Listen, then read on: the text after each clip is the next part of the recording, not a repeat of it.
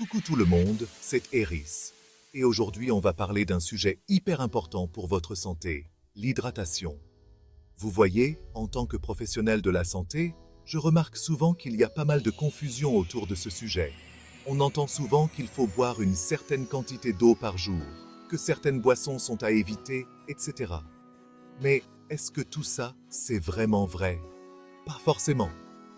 Il existe plein de mythes et d'idées reçues sur l'hydratation.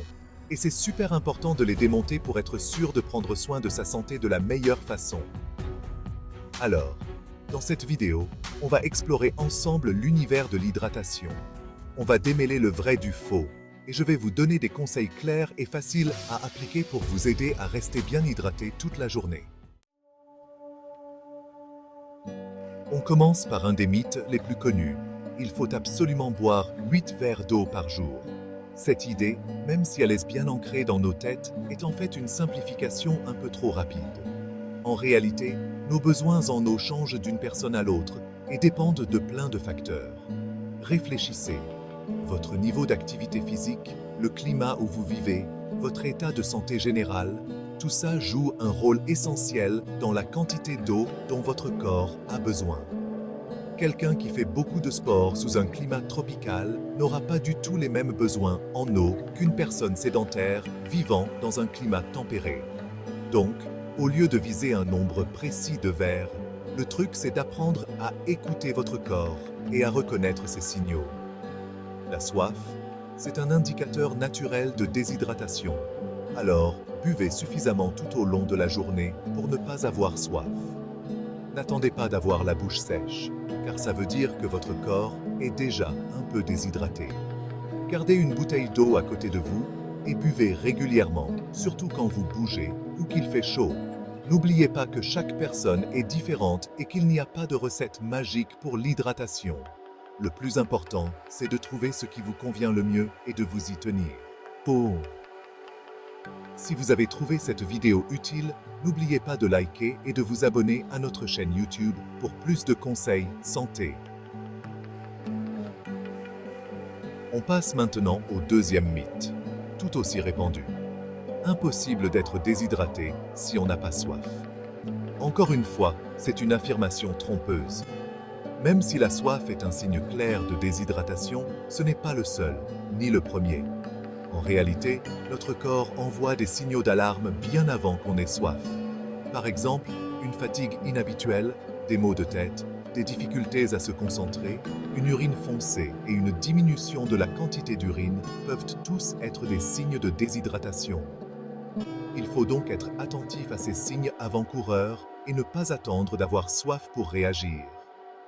Ignorer ces signaux et laisser la déshydratation s'installer, ça peut avoir des conséquences plus graves sur votre santé.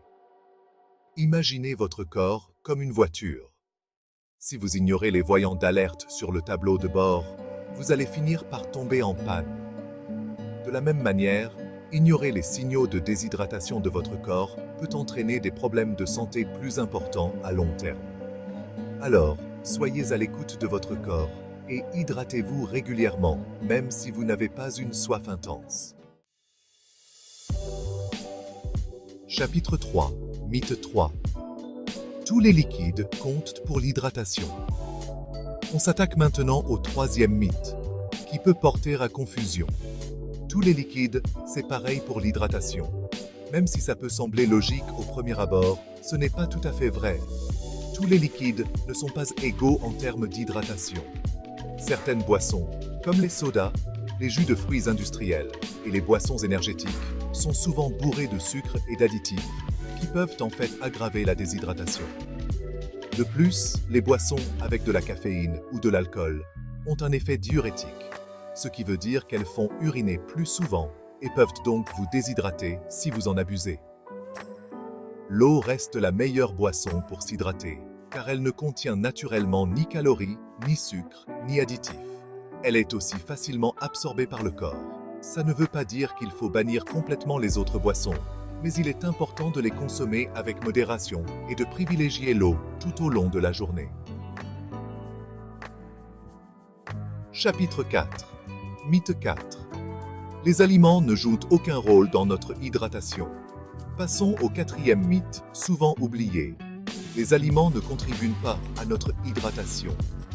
Contrairement à ce qu'on pourrait croire, certains aliments peuvent réellement contribuer de manière significative à notre apport hydrique quotidien.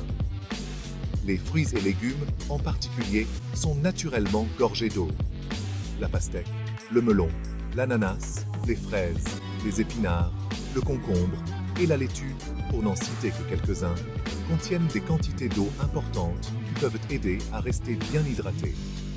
Intégrer ces aliments à votre alimentation chaque jour, c'est un excellent moyen de compléter votre apport hydrique tout en profitant de leurs précieux nutriments.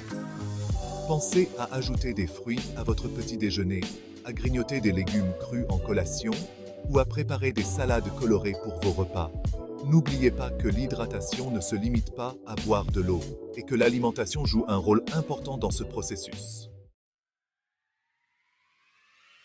Voilà, j'espère que cette vidéo vous a aidé à y voir plus clair sur l'hydratation et à démonter certaines idées reçues. N'oubliez pas que bien s'hydrater, c'est essentiel pour votre santé et votre bien-être. Prenez le temps de regarder vos habitudes d'hydratation et assurez-vous de boire suffisamment d'eau tout au long de la journée, en étant attentif aux signaux de votre corps.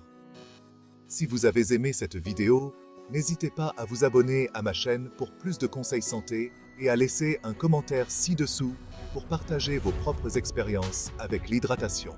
À bientôt!